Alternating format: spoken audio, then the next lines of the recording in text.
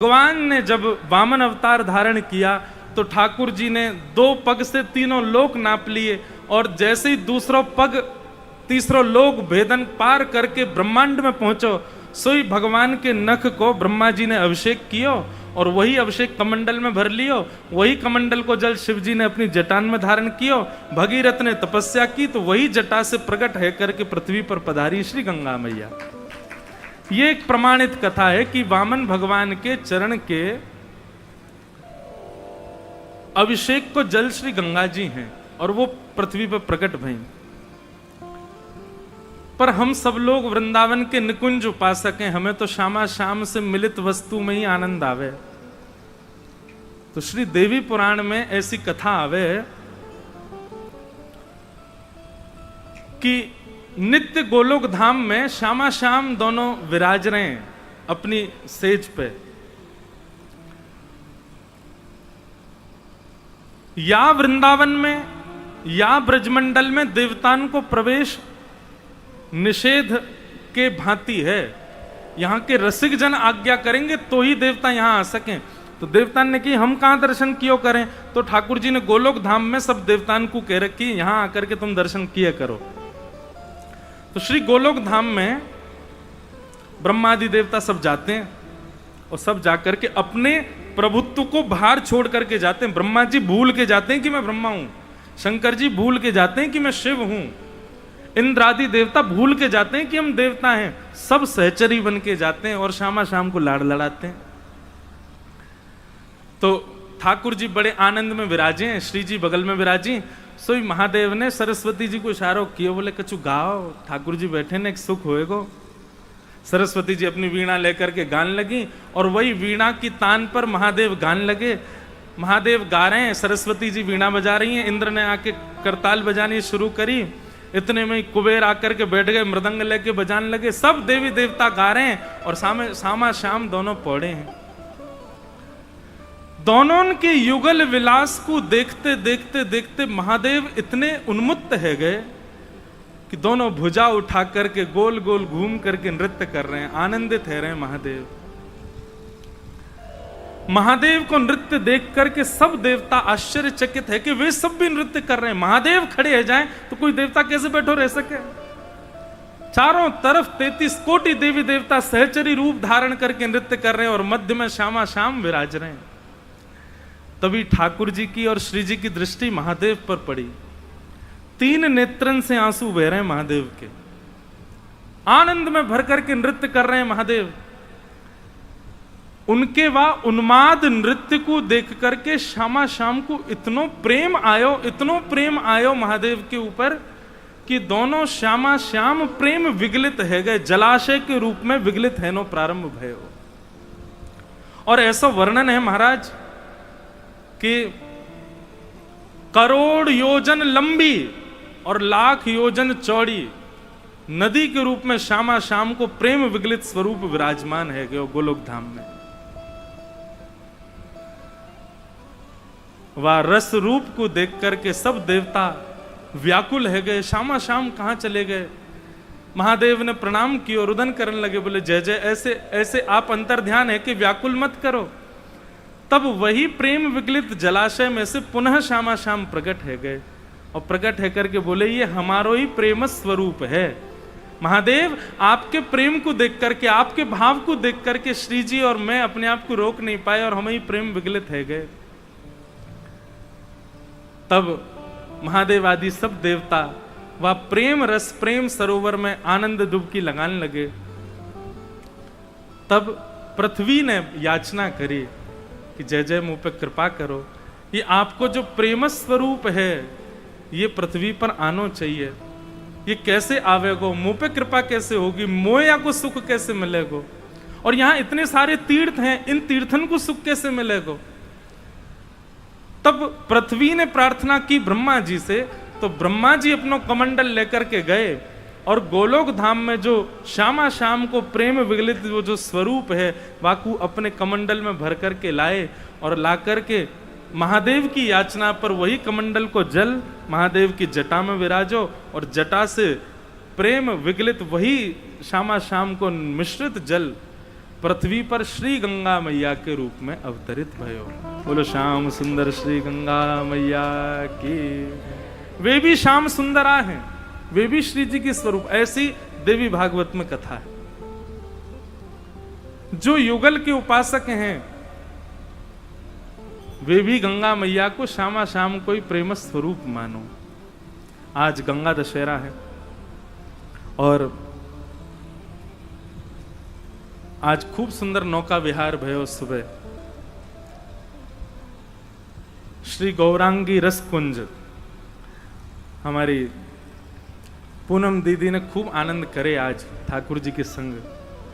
ऐसा आनंद ऐसा सुख भयो महाराज। सांची के तो 2 हंस पधारे नौका विहार में। जो हमारे वरुण भैया पद गा रहे वो कह रहे, बोले दीदी के बस में नहीं आई, नहीं तो सांची के कछुआ और मगरमच्छ भी मंगा लेती ठाकुर जी के नौका विहार के काजे। और ऐसा सुंदर आनंद आयो आज नौका विहार में। ठाकुर जी की नौका विहार अद्भुत है। बैठे युगल बिहारी नाव में, बैठे युगल बिहारी। कृष्ण जन्म करनो है, नौका विहार बाद में है जाएगो। चलो अब आगे कथा में चलें। तो हम लोग श्रवण कर रहे थे, क्रम में चलें थोड़े। श्रीमद् भागवत जी की रचना हुई और वही भागवत जी वेद व्यास जी ने अपने पुत्र सुखदेव जी को प्रदान की। सुखदेव जी ने वही भागवत की कथा जाकर के श्री परीक्षित जी को सुनाई है।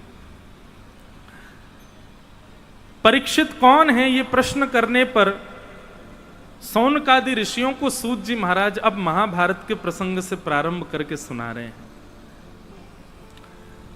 कि यदा मृधे कौरव संजयानाम वीरेस्वथो वीर गतिम गतेषु ब्रकोदरा विग्ध गदा विमर्श भ्रगनोरुदंडे धृतराष्ट्रपुत्रे।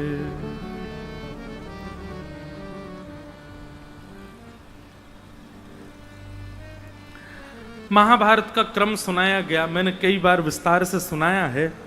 मैं थोड़ा सूक्ष्म में ही भावों को कहूं क्योंकि बहुत विस्तृत हो जाएगी कथा। फिर भी विस्तृत तो आज चलनी है, लेकिन फिर भी थोड़ा थोड़ा अंश कहकर के आगे बढ़ूं।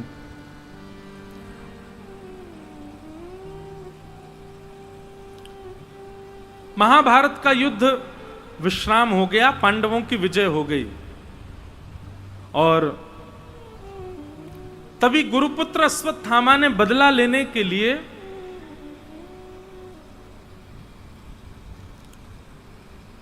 दुर्योधन की आज्ञा पर द्रौपदी के 5 पुत्रों को मार दिया। मारने तो गया था वो पांडवों को अर्धरात्रि में, पर अंधेरे के कारण दिखा नहीं तो द्रौपदी के 5 पुत्र मार दिए।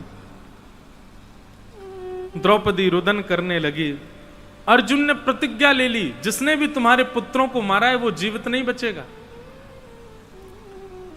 अश्वत्थामा को पकड़ करके बंदी बना लिया, आधी दाढ़ी मूंछ उसके मूड़ दिए, मृत्यु दंड तो नहीं दिया। अच्छा एक बात, अभी पिछली कथा की बात है, प्रसंग बहुत बड़ा है पर मैं सूक्ष्म में कह रहा हूं कि जब अश्वत्थामा को मारने की बात आई तो पहले तो द्रौपदी ने मना कर दिया कि इसको मत मारो,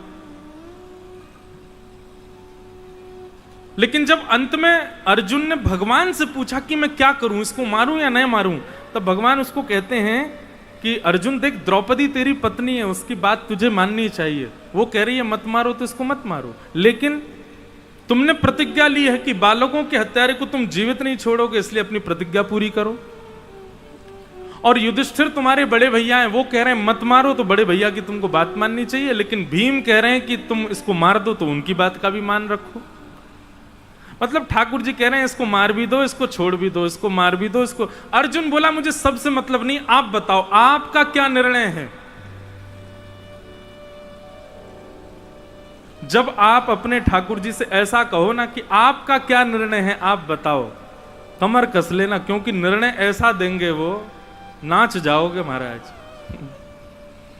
अर्जुन ने कहा आपका निर्णय बताओ। ठाकुर जी बोले अच्छा मैं बताऊं? बोले हाँ। मानेगा? बोले करिष्ये वचनम तब, आप जो कहोगे आंख बंद करके करूंगा मैं। तो भगवान कहते हैं ब्रह्म बंधुर न हंतव्य आतताई बधारहणा। अर्जुन, ब्राह्मण चाहे कैसा भी हो उसको मारना नहीं चाहिए, लेकिन छोटे बालकों का हत्यारा कोई भी क्यों ना हो उसको छोड़ना नहीं चाहिए। अर्जुन, अश्वत्थामा ब्राह्मण है इसको मत मारो, लेकिन छोटे छोटे बालकों का हत्यारा है इसलिए इसको जीवित मत छोड़ो। अर्जुन बोला ये निर्णय है आपका? बोले हाँ यही निर्णय है, इसको मारो भी और इसको छोड़ो भी, मारो भी मत छोड़ो भी मत। अर्जुन बोला मुझे आधा पागल दुनिया पहले कहती थी, अब पूरा पागल कहेगी, क्योंकि आपके संग रह करके मैं ठीक रह नहीं पाऊंगा। ये कैसा निर्णय देते हो आप? ठाकुर जी से अगर कोई पहेली सुलझाने की कहोगे तो ठाकुर जी एक और पहेली थमा देंगे, ले जाए और सुलझा दे। तब अर्जुन समझ गए कि मुझे क्या करना है, भरी समाज में इसका अपमान करके इसको जीवित छोड़ना है। अपमानित व्यक्ति मृतक से भी ज्यादा बुरी स्थिति में चला जाता है। और आधी दाढ़ी मूछ मूड़ करके उसको बाहर कर दिया। अब मुझसे किसी ने पूछा, बोले महाराज जी भगवान भी जातिवाद करते हैं? मैंने कहा मतलब? बोले ठाकुर जी कह रहे हैं ब्रह्म बंधुर न हंतव्य, ब्राह्मण कैसा भी क्यों ना हो उसको मारना नहीं चाहिए। इसका मतलब ब्राह्मण कुछ भी करे उसको मारो मत, भगवान मना करते हैं। ठाकुर जी भी जातिवाद फैला रहे हैं। इसका उत्तर हमारे गुरुदेव दे रहे हैं। वो कहते हैं, बोले भैया जब किसी से बहुत उम्मीद होती है और ऐसा व्यक्ति जब गलत करता है ना, तो मुखिया आकर के कहता है इसको तुम लोग मत मारो, इसको मेरे हवाले छोड़ो, इसको मैं देखूंगा। ब्राह्मण को कुछ ना कहने का अभिप्राय ये नहीं है कि उसको छोड़ दो, उसका अभिप्राय ये ठाकुर जी कह रहे हैं, बोले इसको छोड़ ही दो, इसको तो हम देखेंगे। तुम लोग छोटे मोटे दंड दे दोगे उससे काम नहीं चलेगा। यदि ब्राह्मण कोई अनित कृत्य करता है तो ठाकुर जी दंड हाथ में धारण करते हैं। बोले ब्राह्मण होते हुए गलत करते हो, तुमको तो दंड हम देंगे, तुमको दंड ये यमराज आदि नहीं देंगे। इसलिए ये कोई जातिवाद नहीं है। ब्राह्मण होकर के सावधानी ना रखना अपने पैर पर कुल्हाड़ी मारने के समान है। ठाकुर जी ऐसा दंड देंगे कि यमराज भी नहीं देता होगा। और लोग सोचते हैं कि भगवान कहते हैं इनको मुक्त कर दो, इनको छोड़ दो, ऐसे नहीं। ब्राह्मण के ऊपर दायित्व है, ठाकुर जी उसका बदला लेने के लिए बैठे रहते हैं, इसलिए भगवान मना कर रहे हैं कि उसको मत मारो। तो अर्जुन अश्वत्थामा को छोड़ देते हैं। अश्वत्थामा अपना बदला लेने के लिए उत्तरा के गर्भस्थ शिशु पर बाण छोड़ देते हैं, ब्रह्मास्त्र। और जैसे ही उत्तरा के गर्भ को मारने के लिए ब्रह्मास्त्र आता है, दोनों भुजा उठा करके उत्तरा दौड़ी दौड़ी ठाकुर जी के शरण में जाती है। ठाकुर जी द्वारिका को प्रस्थान कर रहे हैं उस समय जब उत्तरा आती है। जैसे ही देखा उत्तरा दौड़ती हुई आ रही है, भगवान अपने रथ से उतर गए। उत्तरा से पूछे क्या हुआ उत्तरा? पाहि पाहि महायोगिन देव देव जगतपते, नान्यम तद्भयम पश्ये यत्र मृत्यु परस्परम। हे जगतपते, देखिए ना, ये ब्रह्मास्त्र मुझे मारने के लिए आ रहा है। मैं भले ही मर जाऊं पर मेरे गर्भ का बालक तो जीवित रहे। मेरे पति को इन कौरवों ने मार दिया चक्रव्यूह बना करके, अब मेरे बालक को भी मार देंगे। आप रक्षा करो नाथ।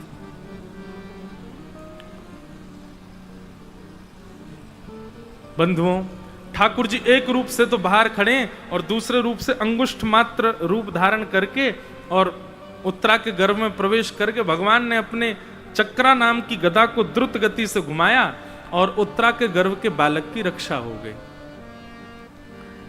परंतु ठाकुर जी किसी को दिखे नहीं उत्तरा के गर्भ में जाते हुए। सिवाय एक के, कुंती। अच्छा, हुआ क्या कि जब ब्रह्मास्त्र आ रहा था तो भगवान ने गर्भ में जाकर के रक्षा की, ब्रह्मास्त्र आकाश में नष्ट हो गया।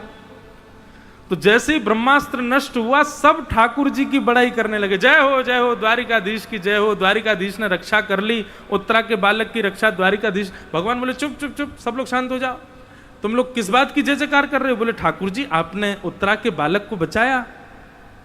भगवान बोले तुम्हारे सामने खड़ा हूं, मैंने तो कुछ किया ही नहीं।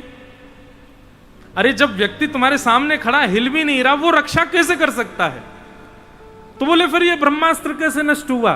बोले ये तो उत्तरा के भजन का बल है, ये तो उत्तरा के पातिव्रत धर्म का बल है। उत्तरा के भजन बल ने, उत्तरा के पातिव्रत बल ने उसकी रक्षा की और ब्रह्मास्त्र नष्ट हो गया। हुआ क्या, सब लोग जो ठाकुर जी की जय जयकार कर रहे थे अब उत्तरा की करने लगे। दूर खड़ी कुंती ताली बजा रही है, वाह अमानिना मान देना। ठाकुर जी आपका ये स्वभाव बहुत सुंदर है। क्या कर रहे हैं?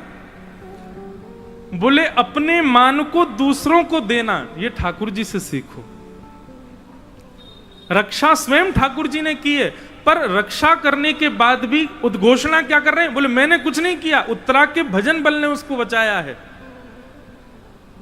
ये हम लोगों का स्वभाव नहीं है। सब्जी खाने बैठ जाओ, बहुत अच्छी सब्जी बनी है, सोई रसोई से निकल, हमने बनाई महाराज जी हमने।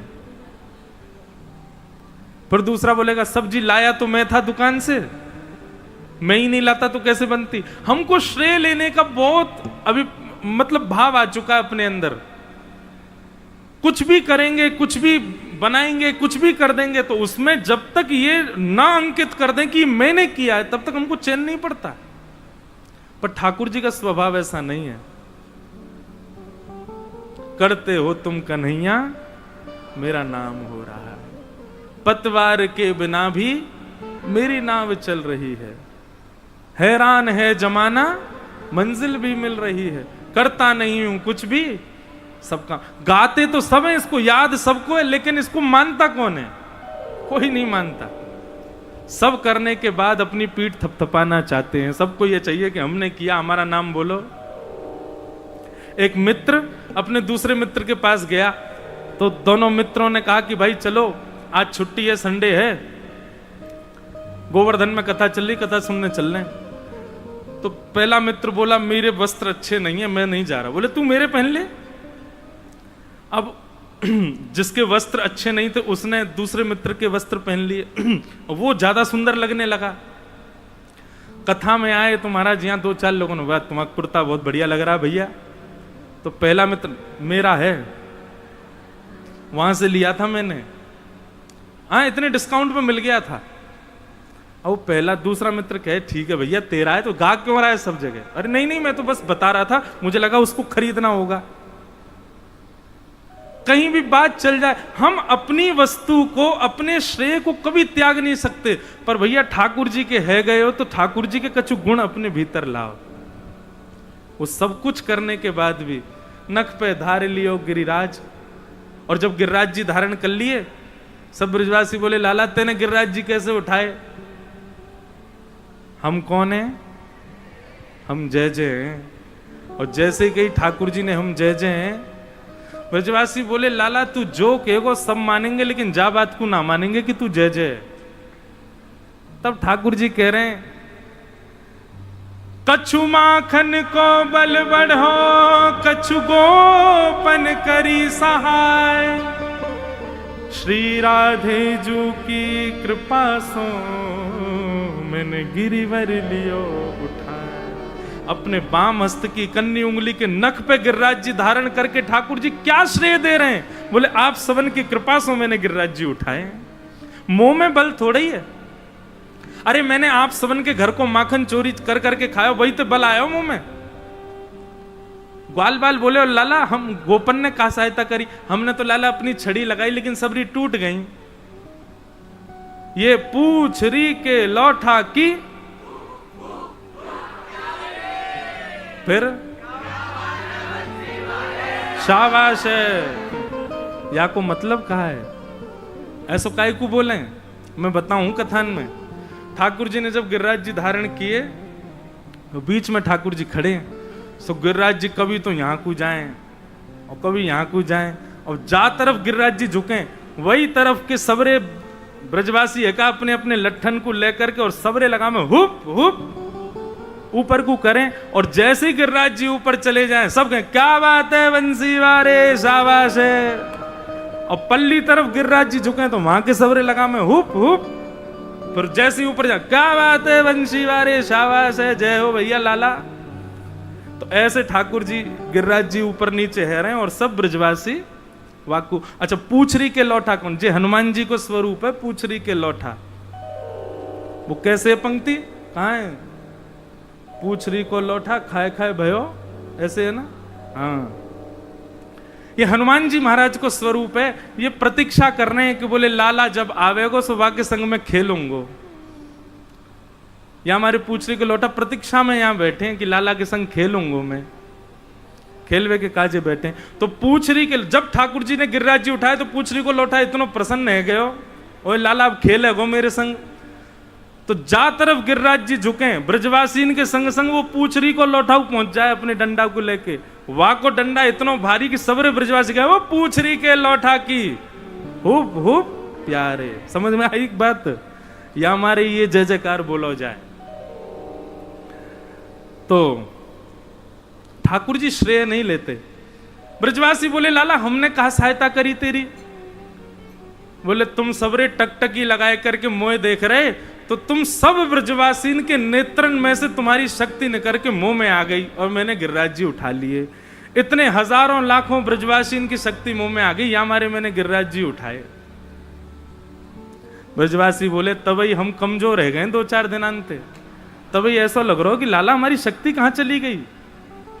खोलो रे भैया सबरे 56 भोग निकालो, और 56 भोग खोल खोल करके सब ब्रजवासी पान लगे। नंद बाबा आके बोले अरे तुम्हें नेक शर्म नहीं आ रही? नेक सो लाला गिरिराज जी धारण करके खड़ो और तुम यहाँ ये 56 भोग पा रहे हो। ए बाबा तू नहीं जाने, हम खामेंगे हम पीमेंगे, हमारे अंदर बल आएगो, फिर हम लाला को देख लेंगे, सोई हमारा बल लाला में चलो जाएगा, जी गिरिराज जी उठा लेगो। श्री राधे जू की कृपा सो मैंने गिरिवर लियो। अपना मान कभी नहीं करते, अपने ऊपर श्रेय नहीं लेते ठाकुर जी। इसलिए वैष्णव है गए हो, भक्ति जीवन में आई है, ये तिलक कंठी धारण करिए तो सबसे पहले श्रेय लेनो बंद करो, यहीं से प्रारंभ करो भक्ति को। आप देखियो कितना हल्को लगेगा दिमाग, कितना अच्छा लगेगा हृदय को। पर कई लोगों को ना लगे, कई लोगों को तो नींद नहीं आवेगी। मैं कैसे बताऊं जो काम मैंने किया, मैं कहा करूं भैया, कहीं अखबार वाले ने बुलवाओ, कल छप्पा दूंगा मैं, सबन ने पता लगे कि ये मैंने किया है। ठाकुर जी को ऐसा स्वभाव नहीं है।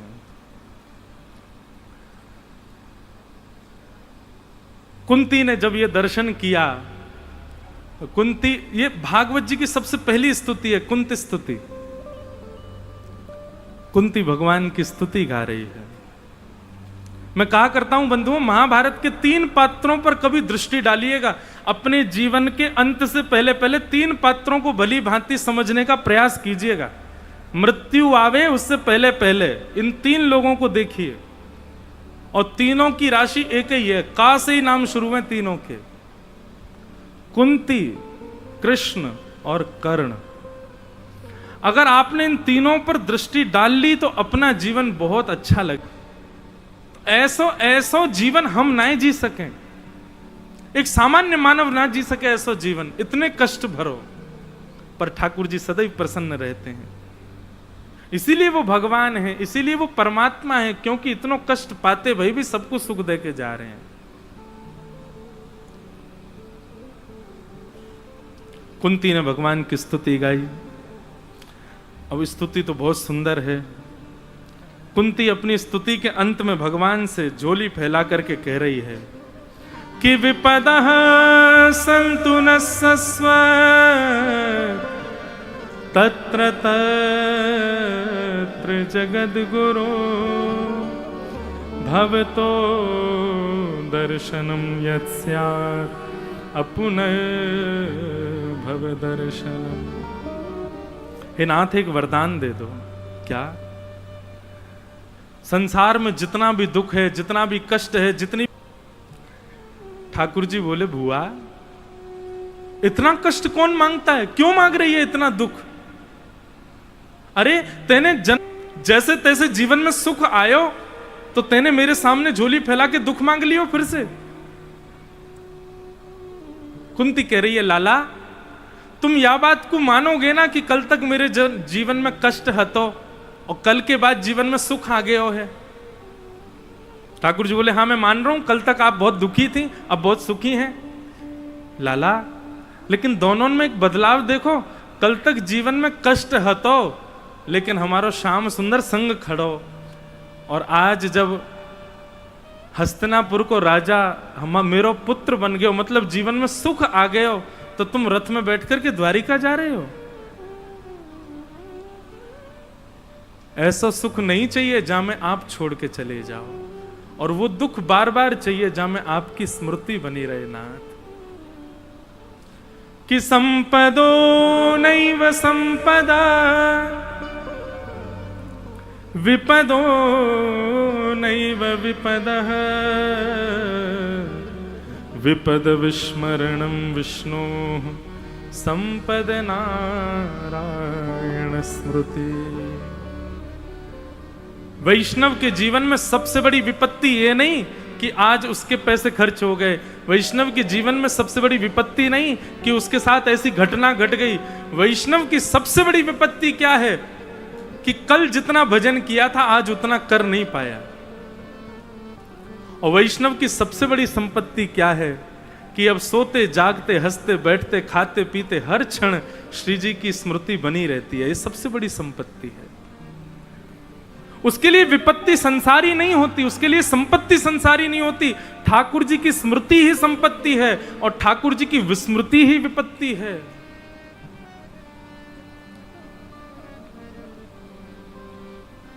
ऐसा कुंती ने भगवान से मांगा।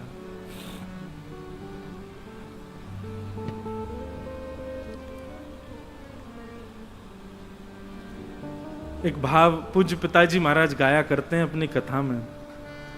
दाता तेरा मेरा प्यार कभी ना बदले, दाता तेरा मेरा प्यार कभी ना बदले, दाता तेरा मेरा प्यार कभी ना बदले, दाता तेरा मेरा प्यार कभी ना बदले। हम भी हमारी श्री जी से, ठाकुर जी से, हमारे गिरधर लाल जी से, कुंज बिहारी से, श्री गिरिराज जी से प्रार्थना करें। वृंदावन के प्रति, रज के प्रति, यमुना जी के प्रति, वैष्णवन के प्रति, ब्रजवासिन के प्रति, संतन के प्रति जो हमारो भाव है, अगर वर्धन ना भी है रहे हो तो श्री जी इतनी कृपा करो जितनो है उतनो तो बनो रहे, कम नहीं हो, घटे नहीं। दाता तेरा मेरा प्यार कभी ना बदले, दाता तेरा मेरा प्यार कभी ना बदले, दाता तेरा मेरा प्यार कभी ना बदले, दाता तेरा मेरा प्यार कभी ना बदले, दाता मेरा ये व्यवहार कभी ना बदले, दाता मेरा ये व्यवहार कभी ना बदले, दाता मेरा ये विचार कभी ना बदले, दाता मेरा ये विचार कभी ना बदले, दाता तेरा मेरा प्यार कभी ना बदले, दाता तेरा मेरा प्यार कभी ना बदले। और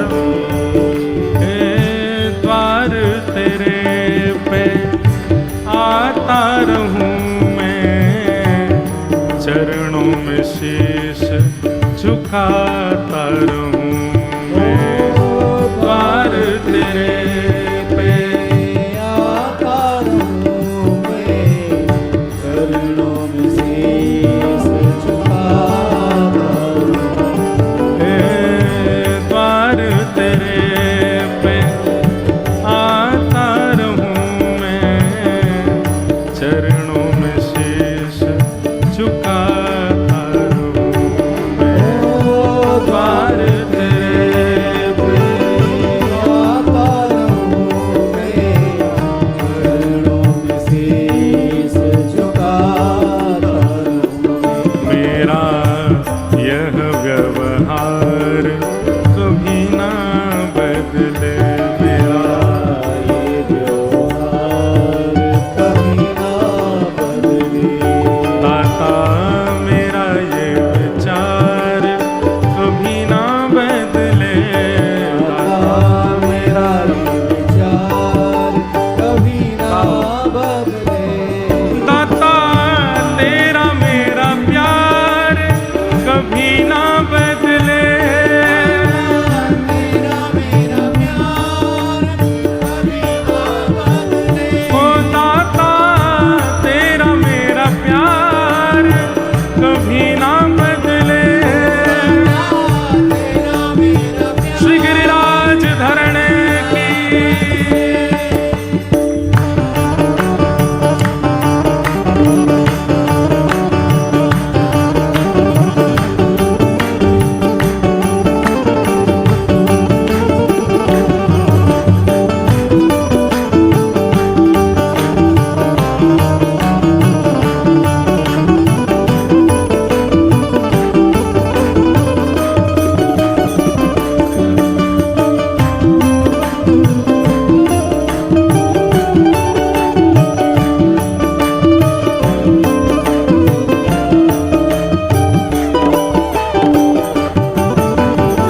स्वामी श्री हरदास जी महाराज की एक वाणी है, और तो भूले भले भूले पर तुम जन भूलो मालाधारी।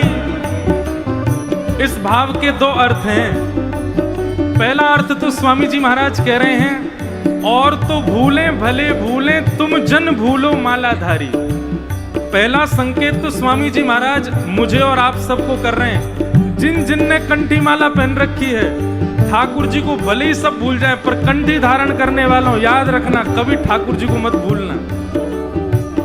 और दूसरा अर्थ इसका क्या है, हमें भले ही सारा संसार छोड़ दे, हे मालाधारी कुंज बिहारी, आप हमको कभी मत भूलना, आप हमको कभी मत छोड़ना।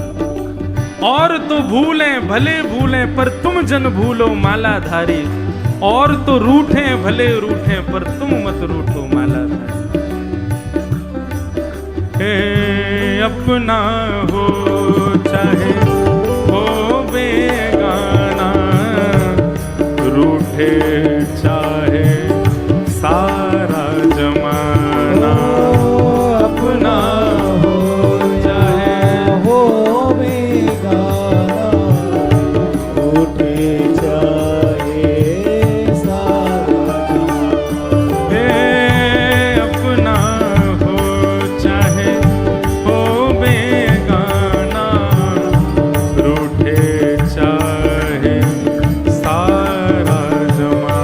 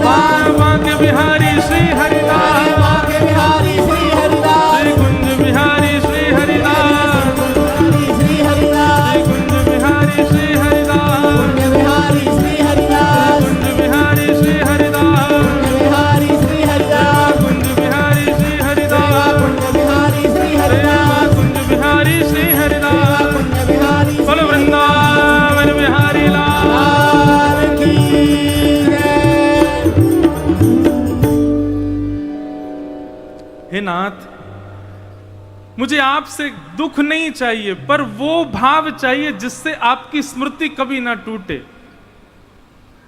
और यदि वह स्मृति दुख आने से नहीं टूटती हो तो मुझे दुख चाहिए। येन केन प्रकारेण, जिससे ठाकुर जी याद आते रहें, हमें वो स्थिति चाहिए। सूरदास जी कहते हैं, तजोरे मन हरि विमुखन को संग, जाके संग कुमति उपजत है, पड़त भजन में भंग। जिस स्थिति से, जिस सुख से, जिस व्यवहार से, जिस स्थान से, जिस संबंध से ठाकुर जी दूर हो रहे हैं, उसका त्याग करो। पर यदि कष्ट है और ठाकुर जी याद आ रहे हैं तो वो कष्ट हमको स्वीकार है। ऐसा मांगना है कुंती का। पर हम लोग उल्टे हैं। एक व्यक्ति मुझसे तो बड़ा विचित्र प्रश्न किया उसने। वो कहता, महाराज जी एक मेरा संबंधी है, वो खाता भी है, वो पीता भी है, वो सब गलत काम करता है, पर वैसे बहुत अच्छा है, मैं उसके संग रहूं कि नहीं रहूं। हमने कहा क्यों रहना है जब वो ठाकुर जी के लायक एक भी काम नहीं करता। बोले नहीं, वो भले ही भजन कथा नहीं सुनता पर वैसे बहुत अच्छा है। अरे चाहे कितने भी गुण हो, हम आज जो चीत स्वामी जी का पद गा रहे थे उसमें वो क्या कहते हैं, चाहे कितना भी धन संपत्ति आदि, कितना भी किसी के पास गुण हो, कितना भी अच्छा क्यों ना हो, भक्ति से विमुक्त है।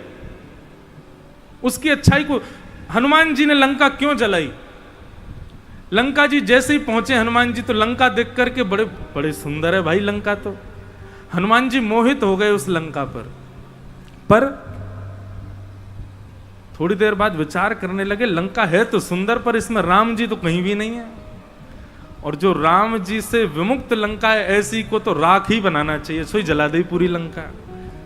हम लोग कैसे हैं? हमको कोई वस्तु अच्छी लग जाए, अब भले ही वो वृंदावन से प्रेम नहीं करता, ठाकुर जी कोई बात नहीं, कैसा भी है तो और गुण तो अच्छे हैं। अरे और गुण कहीं भी जाएं, उसमें ठाकुर जी की भक्ति तो नहीं है ना। कोई गुण हो चाहे ना हो, ठाकुर जी की भक्ति का गुण हो, तब संबंध स्वीकार करो।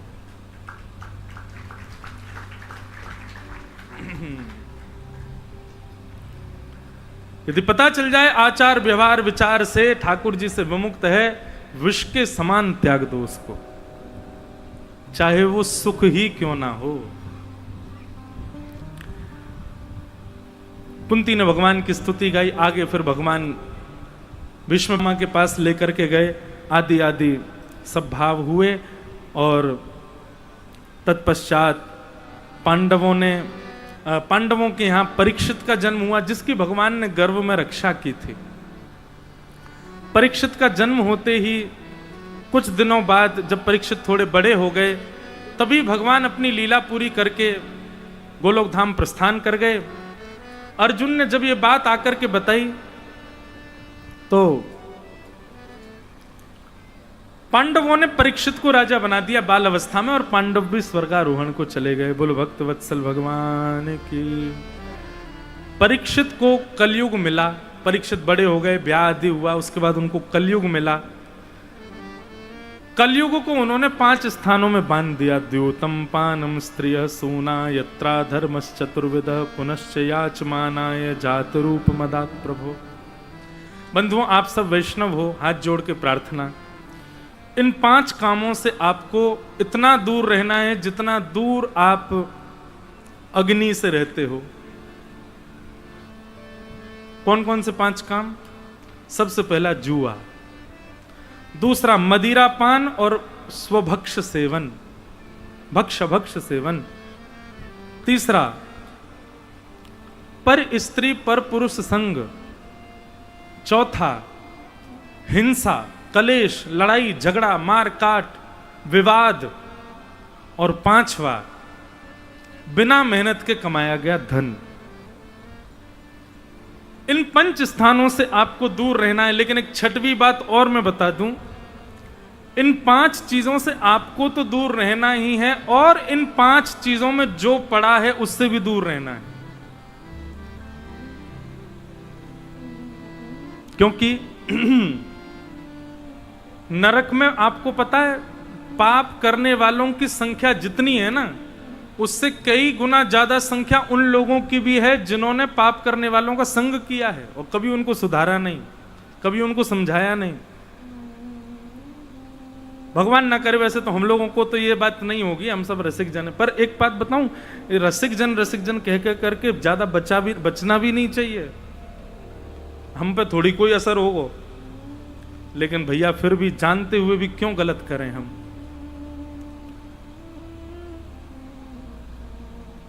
निश्चित है कि यहां हम आप सब लोग बैठे, हम इन 5 स्थानों में नहीं होंगे, पर हमारा कोई ना कोई संबंधी, मित्र, सखा कोई तो होगा, उसका त्याग करो।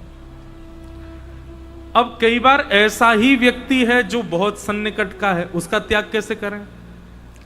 मां ही है, पिता ही है, भाई ही है, बहन ही है, या पति ही है, या पत्नी ही है, अब उसका त्याग कैसे करें? बच्चे ही है। तो मैं एक बात कथा में कहा करता हूं, हम जीवात्मा जो है ना, हम लोग शरीर से किसी का त्याग नहीं करते, हम मन से त्याग करते हैं। जैसे किसी व्यक्ति ने कुछ गलत कर दिया, तो आपके नेत्रों में अब वो गिर गया, अब गिर तो गया, लेकिन आप उसको बोलते नहीं हो, आप उसको और भाई सब ठीक बढ़िया, मनी मन आप उसका त्याग कर चुके हो। ये इसको कहते हैं मानसिक त्याग। शरीर से त्याग करना ये हम नहीं, हम लोग बहुत नाटकबाज लोग हैं, हमको नाटक करना बहुत अच्छा आता है। हम जिस व्यक्ति को बिल्कुल पसंद नहीं करते, वो भी कई बार शादी ब्याह में मिल जाता है मुझसे, और भाई सब ठीक, तुम्हारी बच्चे कैसे हैं, सब बढ़िया हैं, अच्छा बड़ी वाली बेटी वो उसका हो गया ब्याह? बोला हाँ हो गया। अच्छा अच्छा, हम तो चाह ही रहे थे उसका बढ़िया हो जाए, सब ही हो, और मनी मन सोच रहे थे, हम तो बिल्कुल नहीं चाह रहे थे बढ़िया हो कुछ भी, लेकिन हम दिखाते कैसा है कि हम बहुत प्रेमी हैं। तो ऐसे ही जो भगवत विमुख व्यक्ति है उसका हृदय से त्याग करो, पर दिखाओ ऐसा कि नहीं आप उसके संग ही हो, लेकिन हृदय में उसको स्थान मत देना, हृदय से त्याग करो। हम श्री जी से यही तो प्रार्थना करते हैं कि हे श्री जी, भले ही हम तन से आपको नहीं छू पाते, लेकिन हमको इतना भरोसा है कि आपके चित्त में, आपके नेत्रों में हम कहीं ना कहीं बसे हैं। हमसे कितना भी बड़ा अपराध हो जाए, आप हमको दंड दे देना, पर कभी अपने हृदय से हमको मत त्यागना। नजरों से गिराना ना, चाहे जितनी सजा देना, नजरों से जो गिर जाए मुश्किल ही संभल पाए, राधे तेरे चरणों की गर धूल जो मिल जाए, सच कहता हूँ मेरी तकदीर बदल जाए, श्यामा तेरे चरण। हम श्री जी से यही तो प्रार्थना करते हैं कि हे श्यामा जी, कभी आप अपने हृदय से हमको मत निकाल देना, अपने नेत्रों से हमको मत गिरा देना। ये नेत्रों से गिरा देना, हृदय से निकाल देना, ये त्याग है, असली त्याग। किसी के बगल में बैठ जाना ये मतलब नहीं होता कि उससे आपका संबंध है, वो आपके हृदय में है कि नहीं, ये बात विशेष होती है। तो जब दिखे कि ऐसा कोई व्यक्ति परिवार में है या संबंध में है जो पाप कर्म करता है और विचित्र है, उसका त्याग तो पूर्ण रूपेण नहीं कर सकते, तब हृदय से उसका त्याग करो। लेकिन एक बात और, हृदय से त्याग करना है, पर कुछ वर्षों बाद तन से भी त्यागना है, तन से भी दूर होना है। भक्तिमती मीराबाई ने अपने ससुराल पक्ष का त्याग नहीं किया, राजा भोज के मर जाने के बाद भी उत्पीड़ना करते थे उनकी ननद और उनके जेठ, वो भी सहती थी मीराबाई, सहती रही सहती रही सहती रही, कितने दिनों तक सहा। एक दिन मीराबाई को ऐसा मन में भाव आया, मुझे पीड़ा सहने में कोई दिक्कत नहीं, पर मेरे लाल जी की सेवा नहीं हो पाती है। तब उन्होंने गोस्वामी तुलसीदास जी महाराज को पत्र लिख करके पूछा कि मैं क्या करूं, मैं त्यागना नहीं चाहती हूं, पर मैं क्या करूं। अभी स्थिति ऐसी है कि मैं तो सह लूंगी, पर एक ऐसी घटना हुई थी कि मीराबाई को विष पिलाया गया और यह बता के पिलाया गया कि ये चरणामृत, तो मीराबाई पी गई, कुछ नहीं हुआ। तो फिर उनके देवर ने उस वैद्य को बुलाया जिसने विष बनाया था, उससे कहा कि तेने झूठ बोला हमसे कि ये विष है? बोले नहीं, ये विष है, कालकूट विष है। बोले अच्छा, तो मीराबाई मरी क्यों नहीं? बोले अब ये मुझे नहीं पता वो क्यों नहीं मरी। बोले एक काम कर, तू इसको पी के दिखा, यदि तू मर गया तो मान जाएंगे विष असली था, और यदि तू नहीं मरा तो हम तुझे मार देंगे। वैद्य बोला ये तो मतलब कि दोनों तरफ से मरना है मुझको, विष पी लूंगा तो मरूंगा, नहीं पीऊंगा तो आप मार दोगे। और विष चाटते ही उनकी मृत्यु हो गई। उसके शव को भिजवा दिया घर पर, तो उसकी पत्नी बच्चे उस शव को लेके मीराबाई के पास चले गए। बोले आपके कारण हमारे पति की मृत्यु हो गई। तब मीराबाई कांप गई, अब ये मेरी पीड़ा किसी और पर जा रही है, अब ये मुझे स्वीकार नहीं। ठाकुर जी से प्रार्थना की, पद गाए रात भर, सुबह तक वो वैद्य जीवित हो गया। लेकिन मीराबाई अब विचार कर रही है कि अब ये पीड़ा दूसरों को जा रही है, अब मैं नहीं सह पाऊंगी। तब उन्होंने गोस्वामी जी को पत्र लिखा, तो गोस्वामी जी ने तब प्रत्युत्तर में कहा, जाके ही न राम वैदेही तजिए ताही कोटि वैरी सम यद्यपि परम स्नेही। जिसके हिय में राम और श्री सीता जी नहीं है, जिसके चित्त में हमारे श्यामा श्याम नहीं है, तजिए ताही कोटि वैरी सम यद्यपि परम स्नेही, कितना भी अपना क्यों ना हो उसका त्याग कर दीजिए बिल्कुल। और मीराबाई ने ये पत्र पढ़ते ही अपने लाल जी को उठाया, उसी समय मेवाड़ छोड़ करके चली गई। तो इन पंच स्थानों पर तो हम लोग नहीं जाते, मुझे पता हम सब वैष्णव हैं। हम जुआ नहीं खेलते, हम परिस्त्री संग परपुरुष संग नहीं करते, हम मदिरा पान नहीं करते, हम गलत नहीं खाते, हम विवादों से भी बचते, हम बिना मेहनत का धन भी नहीं कमाते। पर जो ये काम करते हैं उनसे कभी ना कभी तो संबंध रखते हैं। ठीक है, राम राम शाम शाम तक ही रखो, इससे ज्यादा नहीं, नहीं तो प्रभाव पड़ेगा।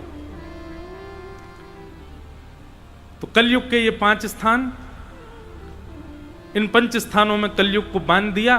पर राजा परीक्षित स्वयं भटक गए और एक मुकुट को ले जाकर के अपने सिर पर धारण कर लिया, जो कि जरासंध का था। बस ऐसे ही देखने के लिए धारण किया था कि मुझ पर कैसा लगेगा। जैसे ही धारण किया, कलयुग मस्तिष्क में प्रवेश हो गया और राजा परीक्षित की मति दुर्मति हो गई। और शमीक ऋषि के आश्रम गए, जल मांगा, लेकिन शमीक ऋषि समाधि में बैठे थे, तो अपना अपमान जान करके कि ये मेरा अपमान कर रहे हैं, मैं जल मांग रहा हूं, दे नहीं रहे, एक मरा हुआ सर्प उठा करके उनके गले में डाल दिया। कलयुग यही करवाता है बंधुओं, जो आपने सोचा भी नहीं होगा वो आपसे करवाएगा। ये कलयुग का नियम है। राजा परीक्षित के इस दुष्कर्म का उस ऋषि के पुत्र श्रृंगी ने श्राप दे दिया कि मैं श्राप देता हूं राजा परीक्षित को, 7 दिन में तक्षक सर्प डस देगा और उनकी मृत्यु हो जाएगी। बंधुओं, श्राप क्या है? श्राप कोई ऐसा नहीं कि हाथ में जल लेके फेंक दिया तो आपके ऊपर लग गया। श्राप किसी भी वैष्णव को, किसी भी भजनानंदी को, किसी भी श्रेष्ठ भगवत भक्त को, जब आप उसके हृदय को ठेस पहुंचाते हैं, और केवल वैष्णव किसी को भी हृदय पर ठेस पहुंचाते हैं, और वो हृदय से आपके बारे में कभी कुछ गलत विचार कर ले, वो श्राप ही मानो उसको, कभी ना कभी तो लगेगा आपको आके। इसलिए कभी किसी के हृदय को पीड़ा नहीं देनी है। और यदि किसी के हृदय को पीड़ा पहुंची है, लगाओ गिरिराज जी की परिक्रमा, लगाओ वृंदावन परिक्रमा, जाओ जमुना जी में लगाओ 108 डुबकियां, क्षमा मांगो सब वैष्णवों से, ठाकुर जी से क्षमा मांगो, सब जगह क्षमा मांग मांग करके प्रायश्चित करो कि हमने उसके हृदय को कष्ट पहुंचाया, भले ही वो गैर वैष्णव था, हमने हृदय को ठेस। तो कल एक बालक मुझसे